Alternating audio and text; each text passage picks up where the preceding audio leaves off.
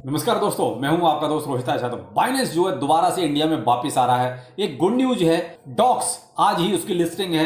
Final आपको जो है 6 बजे तक जो है जो भी डॉक्स अर्निंग करने हैं कर सकते हैं। आगे जो है रहेगा अपना हेमस्टर कॉम्पैक्ट। आपने एक गलती की और आपका अकाउंट सस्पेंड। अब वो मेजर गलती कौन सी है वो भी आपको बताता हूं।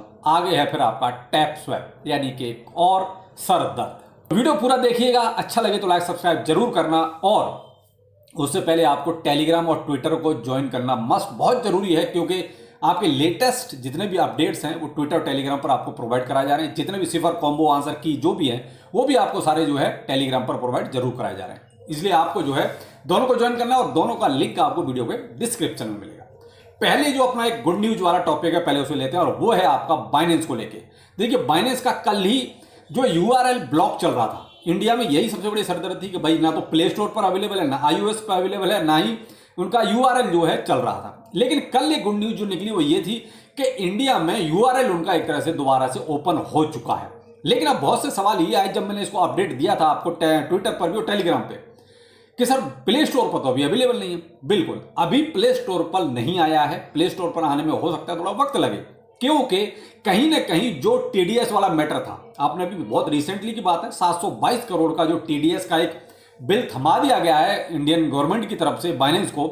तो मुझे लगता है शायद या तो उस पर कहीं बात जो है कुछ बन रही है, क्योंकि अगर उस पर हो, देखिए अगर हमें 722 करोड़ रुपए में कहने में ज्यादा लग रहा है, अगर इसको मिलियंस में बोलते हैं तो लगभग 82-83 मिलियन के आसपास बनता है। तो 82 मिलियन आप ये मान लीजिए बाइनेंस के लिए कोई बहुत बड़ी बात नहीं, बहुत छोटी बात है, ये मान सकते हैं आप।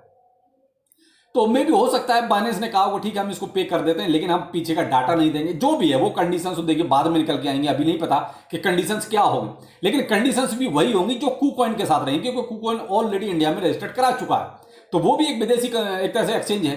तो इसलिए मुझे नहीं लगता कि सबके लिए अलग अलग क्राइटेरिया होगा, क्राइटेरिया सबके लिए एक जैसा होगा। लेकिन आपके लिए गुड न्यूज ये है कि आप जो है अब कम से कम यूआरएल को एक्सेस कर सकते हो। तो बहुत जल्दी हो सकता है ये प्ले स्टोर और आईओएस पर भी आपको अवेलेबल हो जाएगा। यानी कुल मिला के ये जो इंडियन एक्सचेंजों की जो गदर मचा रखा है इन्होंने स्कैम कर करके, तो वही आपको इसका फायदा पूरा मिलेगा। तो आप बाइनेंस को यूज करेंगे तो इन सबको वैसे ही छोड़ देंगे आप। तो ये है आपके लिए गुड न्यूज। तो थोड़ा सा अभी प्ले स्टोर पर आने में टाइम लगेगा, थोड़ा वेट कीजिए। अब यहां मैंने आपको देखिए वजीरेक्स का भी थोड़ा सा यहां कहना चाहूंगा। वजीरेक्स के लिए देखिए मैंने कल शाम का वीडियो दिया था और ये कहा था कि निश्चल के 3 प्रोजेक्ट से आप बच के रहना। और 3 प्रोजेक्ट्स में देखिए पाई 42 का नाम भी मैंने आपको क्लियर कट बताया था।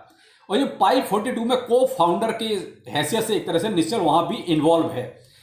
तो जब ये बात सर्कुलेट हुई तो जो दूसरा को फाउंडर है इसका पाई 42 का, उसने आके बाकायदा सफाई दी है कि नहीं नहीं हमारी संस्था अलग है, वजीरेक्स अलग है, हमें उससे कोई लेना देना नहीं है। भाई तुम्हें तो बोल दिया कि कोई लेना देना नहीं, लेकिन को फाउंडर तो वही है ना जो पाई 42 में है और उधर वजीरेक्स में है। तो भाई हम कैसे मान लें कि अलग अलग है? तुमने बोल दिया और उन्होंने मान लिया।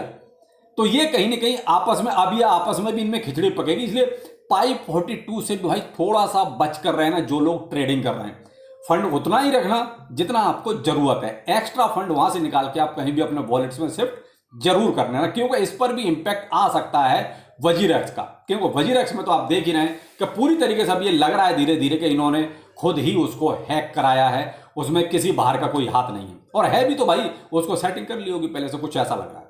तो इसलिए वजीरेक्स का तो यही अपडेट है फिलहाल। अगर वजीरेक्स में कोई भी अपडेट आएगा तो आपको ट्विटर और टेलीग्राम पर प्रोवाइड पहले ही करा दूंगा, तो आप दोनों को ज्वाइन जरूर करें। अब जो नेक्स्ट टॉपिक है डॉक्स का। देखिए डॉक्स आज ही लिस्टिंग की बात चल रही है और डॉक्स कम्युनिटी में जो इनका जो ट्विटर हैंडल है, टेलीग्राम है, वहां पर भी इन्होंने बोला कि आपको 6 यूटीसी तक यानी कि 6 PM यूटीसी तक आपको जितने मैक्सिमम आपको डॉक्स अर्न करने हैं आप कर लीजिए।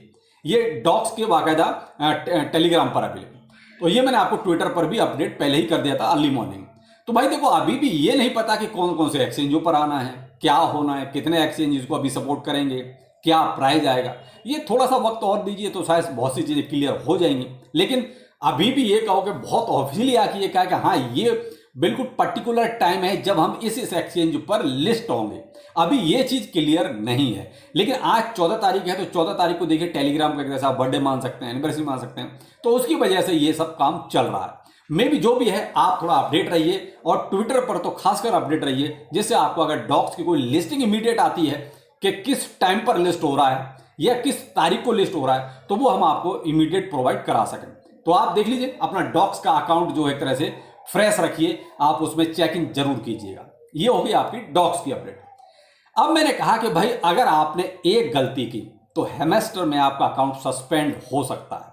अब ये गलती कौन सी है? बड़ी गलती है। एक तरह से देखा जाए तो हेमेस्टर ने पकड़ लिया आपकी गलती, आपकी चोरी पकड़ ली, और वो थी कीज वाली। यानी की जो आप हासिल कर रहे थे, जो आपको देखना पर डे 17 की मिलती है, एक आपका मिनी गेम का और 16 की आपका जो प्लेग्राउंड सेक्शन है इनका, वहां से आप मिल रही थी। लेकिन लोगों ने इसका तोड़ निकाल लिया था, कहीं ना कहीं से इसका जो है जुगाड़ कर लिया था, और वो था आपका की जनरेटर, जो आपका बोर्ड है टेलीग्राम पर, उसके जरिए। यानी आपको गेम खेलना नहीं था, सीधा वहां पर आप अपनी की डाउनलोड करो और इधर आप अपना पेस्ट कर दो, और वही लोग कहीं ना कहीं आप लोगों को भी प्रोवाइड कराई जा रही थी। भाई इतनी की वैसे कहां से आती? इमीडिएट आप 5 मिनट में 16 की आप अब तक हासिल कर रहे थे। तो ये कहीं ना कहीं टेलीग्राम तक भी बात पहुंची, और हेमेस्टर कॉम्बैक्ट तक भी ये बात पहुंच गई। उन्होंने कल बहुत क्लियर बोल दिया है, की का वैसे कोई यूज नहीं है, आपके एयर ड्रॉप पर थोड़ा सा इसका इंपैक्ट आ सकता है। वैसे आप ये कहो कि की का और कोई फर्दर यूज है, तो वो हमारे प्रोजेक्ट में कहीं भी नहीं। तो इसलिए ये बात मैंने आपको पहले भी कही थी, जो आप मुझे फॉलो कर रहे होंगे, तो कि भाई देखिए, जो इनका अचीवमेंट कार्ड आया है उसमें कहीं भी की का कोई जिक्र नहीं है। बहुत से लोग बड़ा चढ़ा के बता रहे थे, लेकिन मैंने आपको स्पष्ट बहुत पहले बोला था कि भाई अचीवमेंट कार्ड में कहीं की का रोल भी तो रखना चाहिए था इनको, लेकिन अचीवमेंट कार्ड में कहीं भी की का कोई रोल नहीं था। तो तभी से लगने लगा था कि की सिर्फ हमें एंगेज करने के लिए है, बाकी इसका कोई रोल नहीं है। बाद में इन्होंने एक और अपडेट दिया कि भाई लोग अगर ये बोलेंगे कि भाई की का कोई रोल नहीं, तो गेम खेलेगा कौन? तो इसलिए उन्होंने बाद में एक अपडेट दिया कि भाई ठीक है, नहीं की का रोल रहेगा थोड़ा बहुत, लेकिन कैसे रहेगा वो क्लियर नहीं किया था। लेकिन जब ये चोरी पकड़ ली कि भाई की तो लोग ऐसे ही जनरेट कर रहे हैं विदाउट गेम खेले, यानी जो थर्ड पार्टी का गेम था उसके डाउनलोड बहुत कम हो गए, बात पकड़ में आ गई।